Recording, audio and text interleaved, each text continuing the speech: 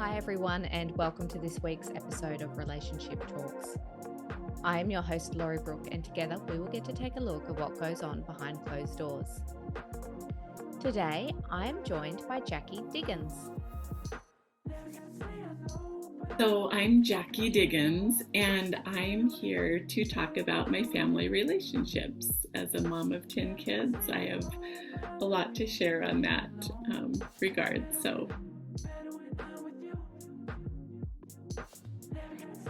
Jackie has been married to her husband for 30 years, was a homeschool mum of 10 children, no twins and all biological. And now with 6 children left in the public school system, she is a covenant life coach and author working on her 3rd book.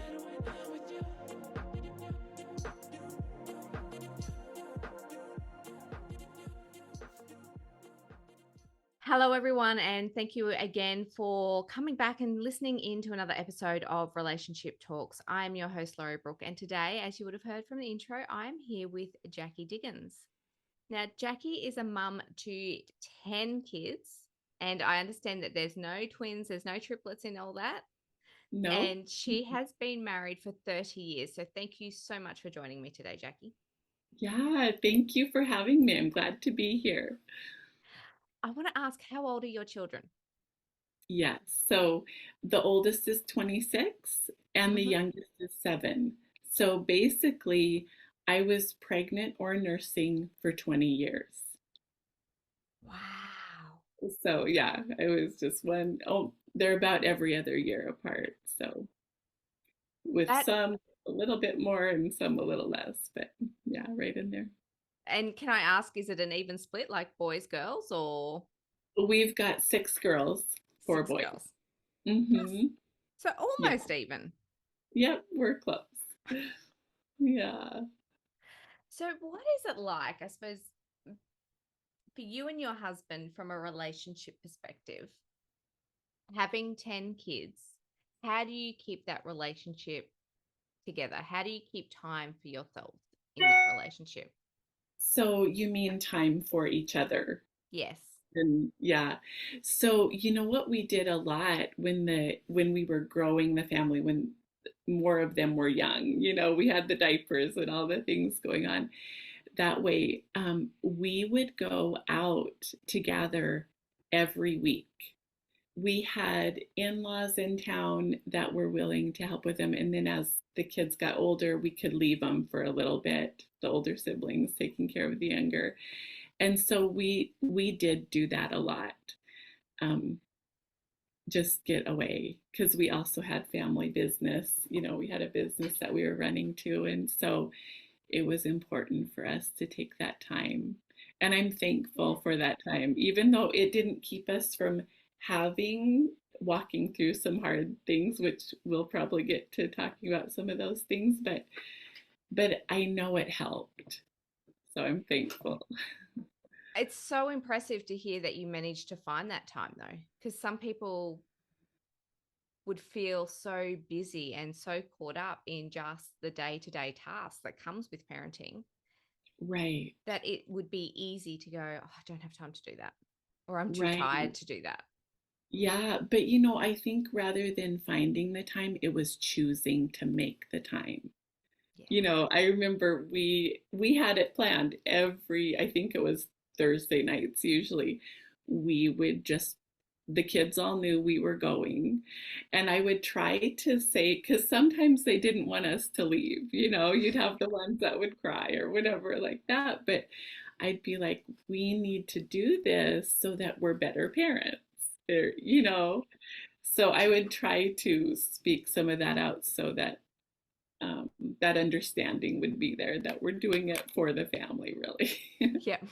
And so I have to ask, during those date nights, would you talk about your relationship, or would you be talking about the kids, or would you just be talking about nothing just for the sake of having a separate conversation about anything?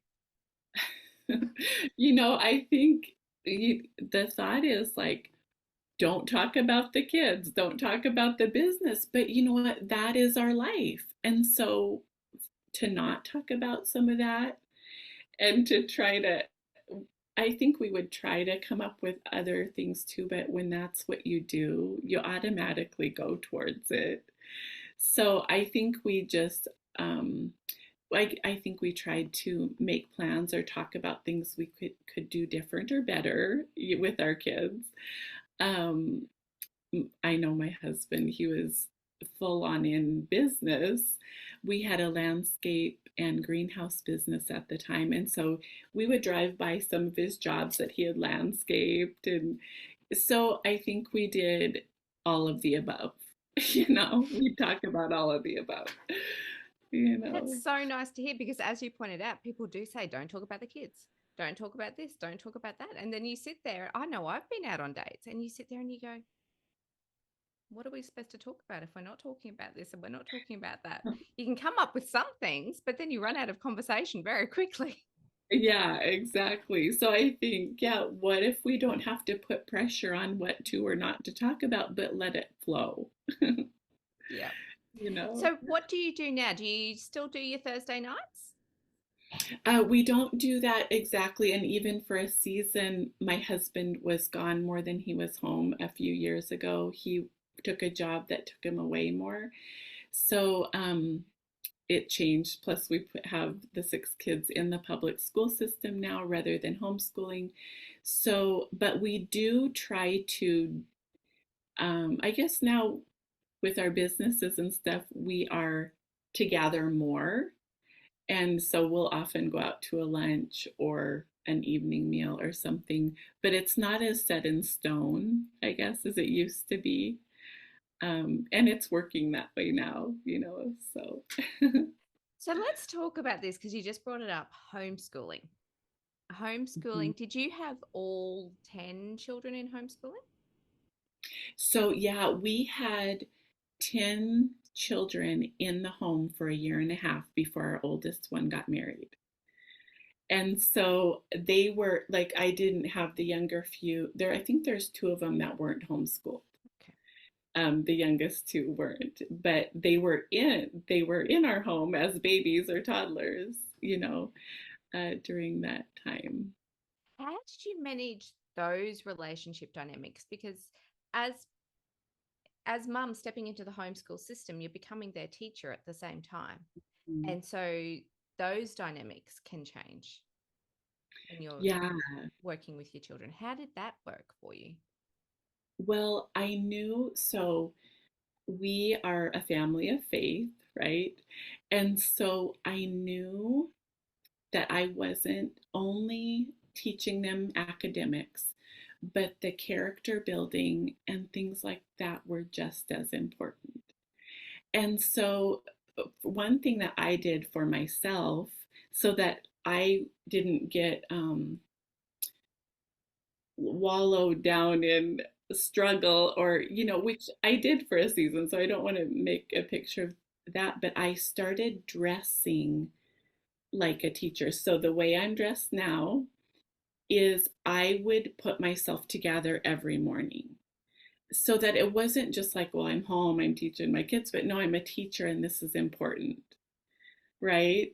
And then I realized throughout the days that the way that I acted, the way my attitude throughout the day, whether I was yelling at them or not, whether I was angry about the spills that happen or not, or that the mess that's made or not, was as big of a teaching moment as sitting down with them and teaching them to read or going through math.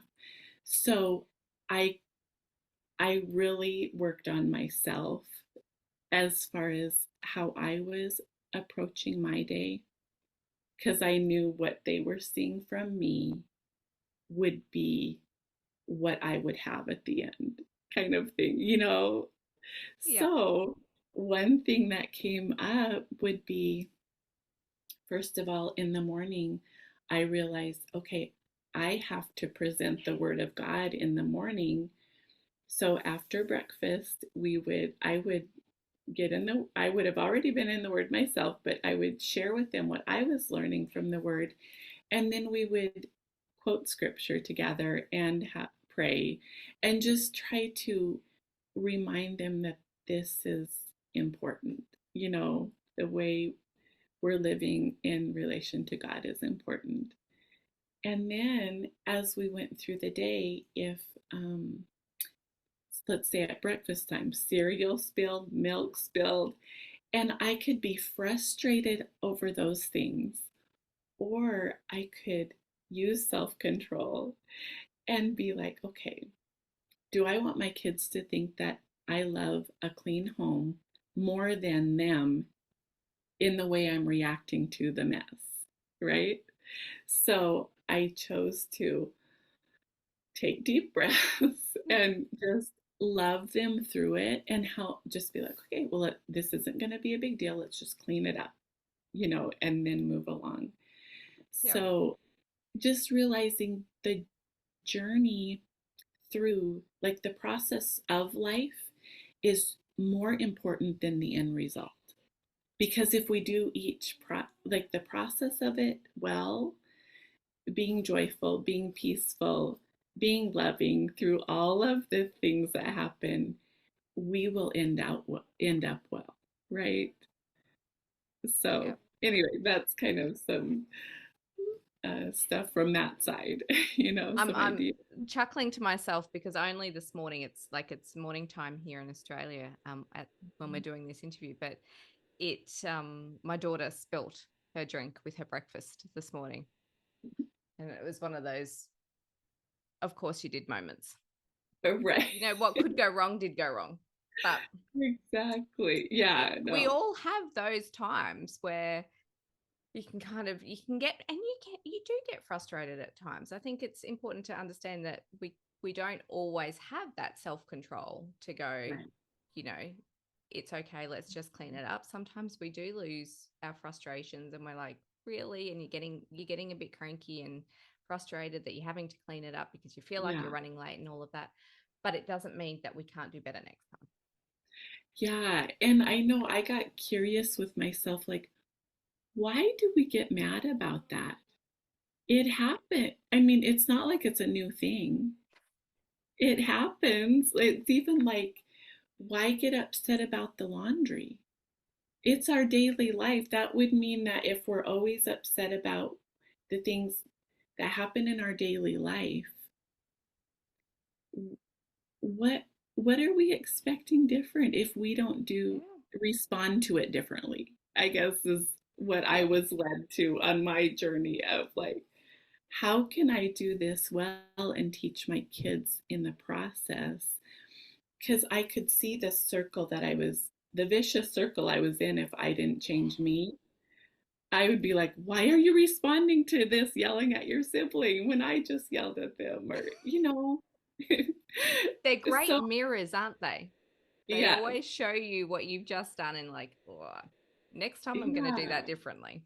exactly. Yeah. So that was just kind of like, okay, what do I need to do different? Because I couldn't change them, but I could model a different way to them, right? So, in So all of this, I suppose throughout your homeschooling journey, how long did you actually homeschool for?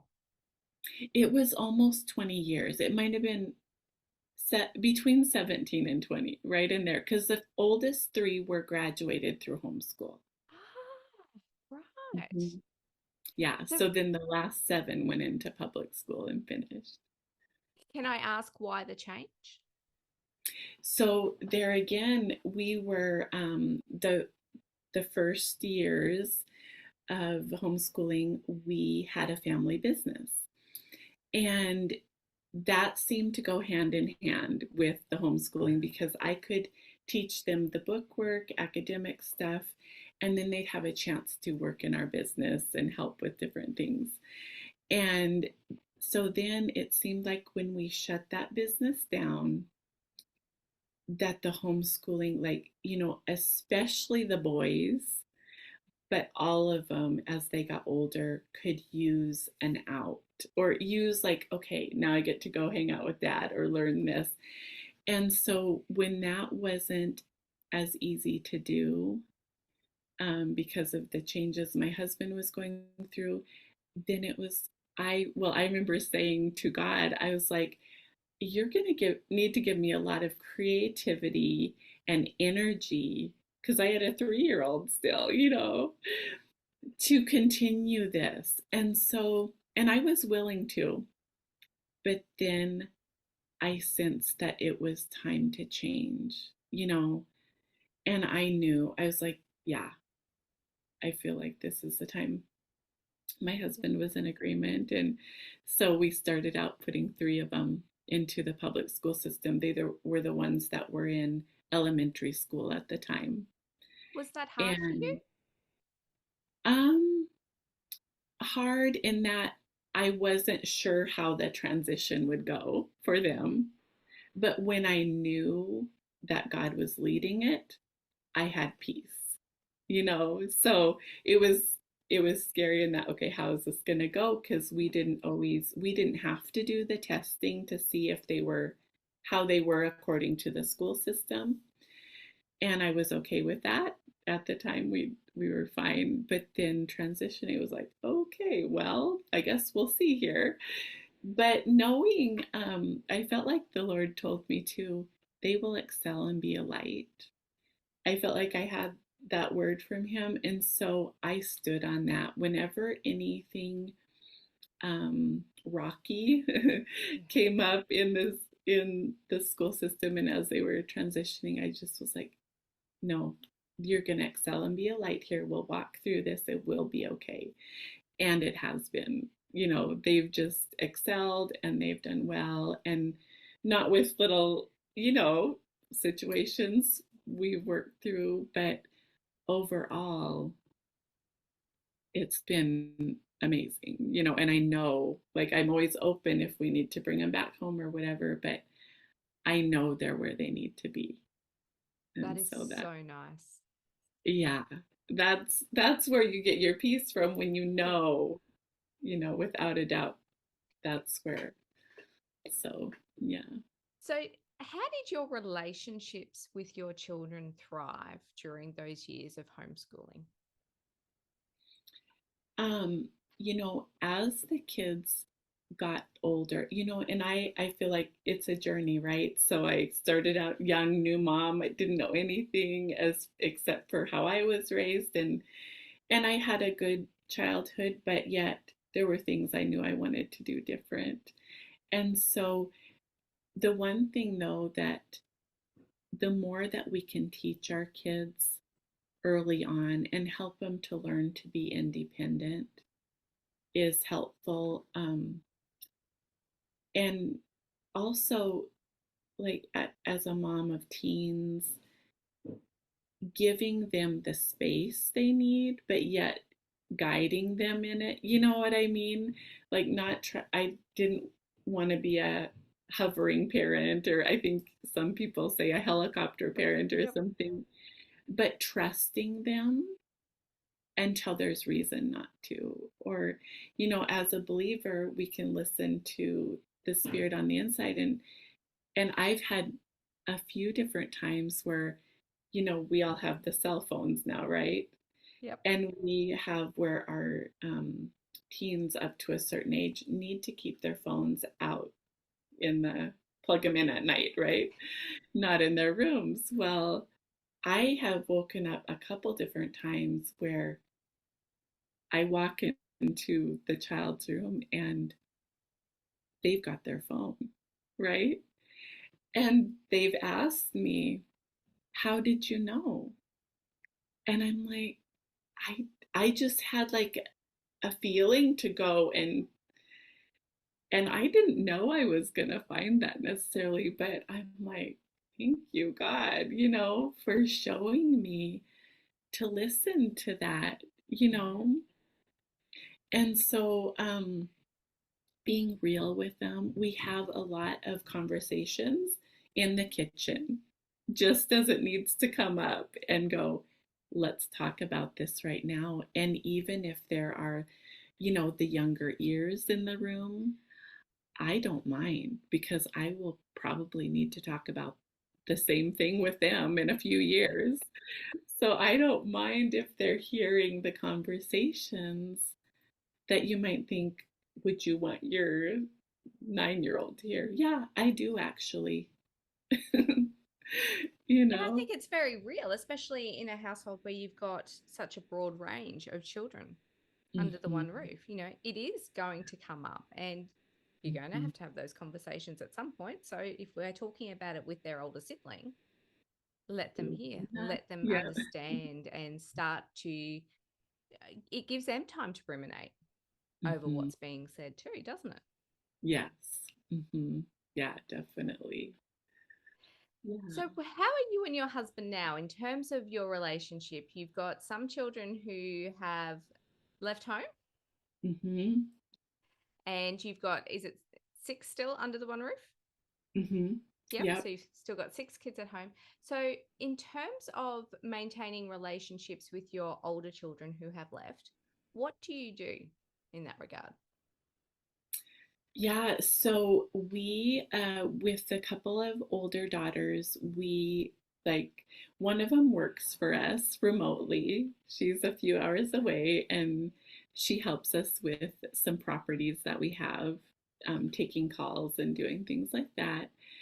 And then her and I have, with the older daughters, I have conversations with regularly. Um, and and also just giving them space. I know when our kids got married, I said, I don't want you guys to feel like, those that were living in our same town, right? I don't want you to feel like that at holidays, you've got to be here for a couple hours, then go there. And then if it's sometimes there's the split families where they have to see, both. Yeah. I don't want you to stress about that. So I'm okay if we see you, like, how about at Christmas and then maybe not at Thanksgiving? Just giving them space to do what they need to do as a family, and not, I mean, always be there for advice, but being respectful of the decisions they make with their spouse and as young adults. So yeah, so I think it's just a process of learning. We actually went through a situation with in-laws and things when we were um, growing our family that was kind of difficult, and so, but it also ended in peace.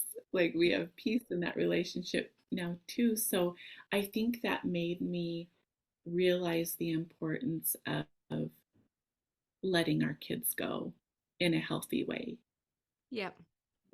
and not hanging on to them or feeling, I want our kids to fly. You know what I mean? We actually have one of ours that has, I don't, we'll just walk through the process, but that has been accepted to a college in Australia, which is cool. So she's tentatively planning to go that direction in a year.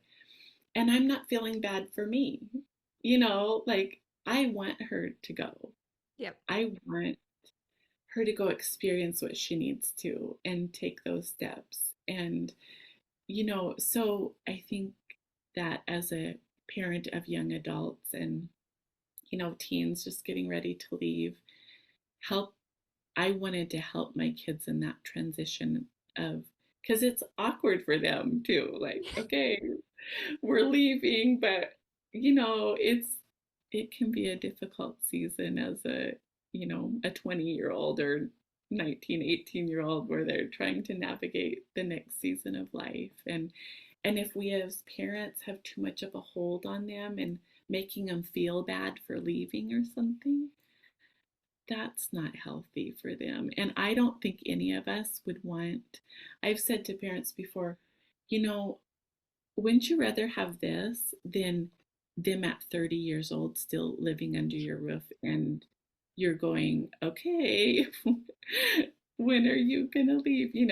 I'd much rather have them go and check out life and their next steps. It's so much fun for them.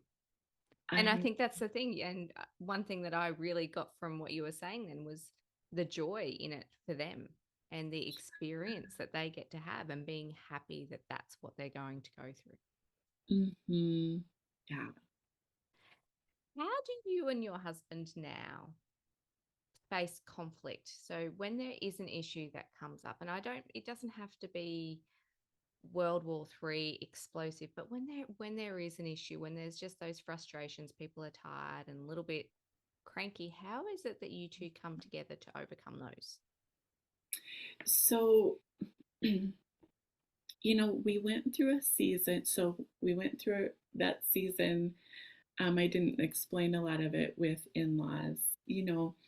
We really learned during that season not to just be people pleasers. And I feel like that's one reason that that situation happened is because even though I had a heart to honor them, I was also just saying yes to whatever they were um, asking or bringing in, whatever. And so learning to really be honest about what you want going on and what you no thank you, and not feeling bad for saying no. So that's one thing that we've learned to be honest, you know. And then my husband went through a season of like a breakdown depression around 5 or so years ago, between 5 and 9 years ago. And it was a few years long, but um I really worked on me, on growing myself, and not being so dependent on him, because sometimes I think as wives we can, something that we may need to take to God, we actually put it on our husband, or at least in my situation I Yep. did. And so when he wasn't there for that season in a good way, like when he was struggling, I realized that I needed to be okay with or without him. You know what I mean? Not in a way like I didn't want to divorce or No. leave or any type of a thing, but just like if he walks through some things or chooses some things in life, I don't have to ride his roller coaster. Yep. I can be okay with just who I am and who I am with God, like I'm okay here. And then navigating those types of different trials, not only something like that, but anything from a place that I'm okay.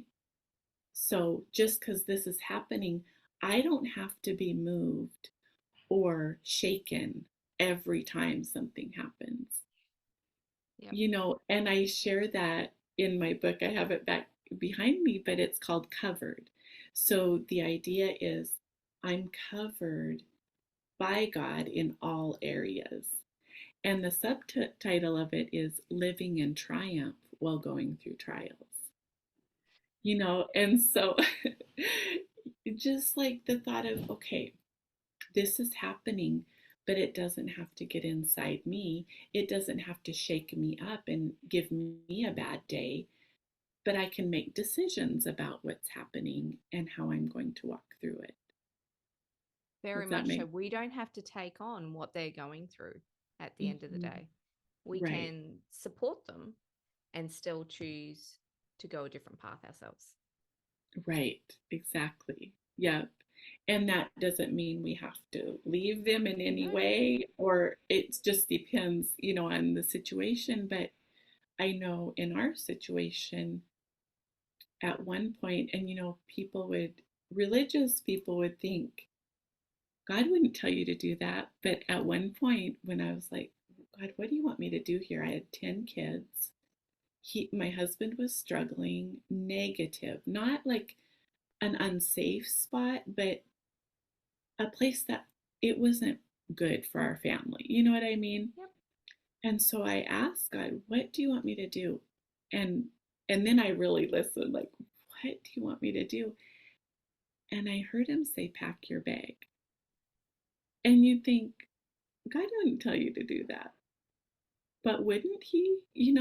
So it's kind of like, I don't know if you know any stories from the Bible, but early on, Abraham, God asked Abraham to sacrifice his son. Mm. So who would think that God would say that?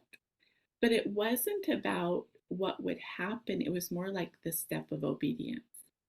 So that's what Abraham did. He packed up some wood, he took his son, and he knew God would work it out because God's good. So as I heard pack my bag, I'm like, God, I knew I didn't want a divorce, but something had to shift, right? So I had to take a step of obedience that was not really comfortable because I was homeschooling at the time. I'm like, do I just go? Do I take the kids? Do I, But what happened with that was I just packed my bag. I didn't create the drama around it. And then when my husband got home, he ironically had taken the kids to church because he was still in church, going. But I couldn't go that morning I was probably emotionally like, I need to stay back. But when he got back, he said, what are you doing? And I said, I can't live like this anymore, or can't live this way, or something like that. And I thought maybe I would just go to a hotel or something. And he said, no, I'll go. So God worked it out. I didn't have to leave. My husband went for a few days. We had a place an hour out that had heat and lights. I wasn't going there because I was either pregnant with the last baby or just had her. So I wasn't wanting to be that far out, but it was a place he could go and just have some time, and just for a few days, I think it was. But it shifted our relationship enough to then get us on a path of going a different direction. You know, it didn't fix it automatically, but It takes later time, on, doesn't it? yeah, it can take some time. But if we will take the steps that we're feeling, you know, hearing here, even though there might be scary, it can shift. Because then my husband, after it might have been another year, um, he ended up going into working out of town more than he was home. So that gave him more refreshment that he needed. Yeah. It gave the family some refreshing. It was a difficult time because I had 7 kids in the public school system. Actually, one of them was still a preschooler. I was going to Bible school, and we were doing sports, and I was like, oh my goodness, it was a really busy time for me, but it was also needed and very, I saw how God like brought our family back together. Then after, when my husband was able to come home, he was in a better spot, and we were ready to receive him, right? Fondness, or Yep. being apart, makes the heart grow fonder, I Distance guess. makes the heart grow fonder. Yes. Very true sometimes. So, when Yeah. you are facing challenges now, do you have a way that you approach those conversations, or is it something that when it comes up, we just deal with it then? Hmm. I try to say the words that are on my heart rather than, sometimes I think for a season earlier on in my life, I was afraid to say things. Like I didn't want to rock the boat, you know? But sometimes the boat has to be rocked for the changes to come about. So I try to be honest and real and just speak out what I'm feeling. And one thing that we had learned at one point is, what if instead of, sometimes in conversations, it can feel like whatever we're saying, the opposite person, like it stacks on their shoulder, like an attack almost. And so we've started saying, let's just I'm just putting this out on the table, so that then we can almost look at it rather than the either one of us feeling attacked by what's being said. Does that make sense? Yep. Putting it in a neutral zone. Yes, exactly. So So it's a that, problem that you can both work at than it mhm, being somebody else's problem to solve. yes, yeah, Yep. rather than like, oh, now you put that on me and now I'm feeling weighed down and. That is a great strategy to use. Mhm. Do you do you find that as you've gone through the seasons of your relationship that it has become easier to have these problems and face them together as opposed to coming at them separately? Yeah, we've definitely learned to, even if we bring something up, and then learn to be patient and maybe talk about it in a few days, because one person can be more like they need to think on it for a little bit and aren't quite ready to. And so I think we've learned more about how each other processes things and being honest. I mean, that's a huge thing of just like I just can't go there yet, or I'm not, but how about in a few days or, tomorrow or whatever. So I think being patient with the differences in how we approach things and finding that that actually works for us, to maybe wait a couple days if needed. It's not always a negative thing. I think I used to think, what, we've got to get this taken care of now, but if I can trust God with the process of, okay, a few days, then it'll get worked out, or. Yeah, or sometimes it's not even an issue then. It's true. Yeah, sometimes it just falls away, and yeah. One final question for you, Jackie. What do you think the secret to your relationship is? It's our faith. I mean, I wouldn't be where I'm at, now an author of almost 3 books. Plus, I know I'm supposed to write a few more, and a life coach, so faith-based life coach, and then having all the 10 children, and they're all healthy and they're well, and I mean, and we have 4 grandbabies already. So I am just thankful for the goodness of God in our lives. It hasn't been, no life is perfect. We all go through trials, we all go through the struggles, and a lot of times the struggles are similar. I think of struggles as storms, that we all go through them. They can be big, severe, like severe Yep. to minor, and they all last different lengths of time, but they do pass. And so if we can learn to grow through the things that we've gone through, like one thing I always thought is, I don't want to have to go through the same thing the same way again, or a similar thing the same way again. So what if I grow through the things that I go through, so that the next time, which I know something will come, that I'm stronger mentally, spiritually, to get through it.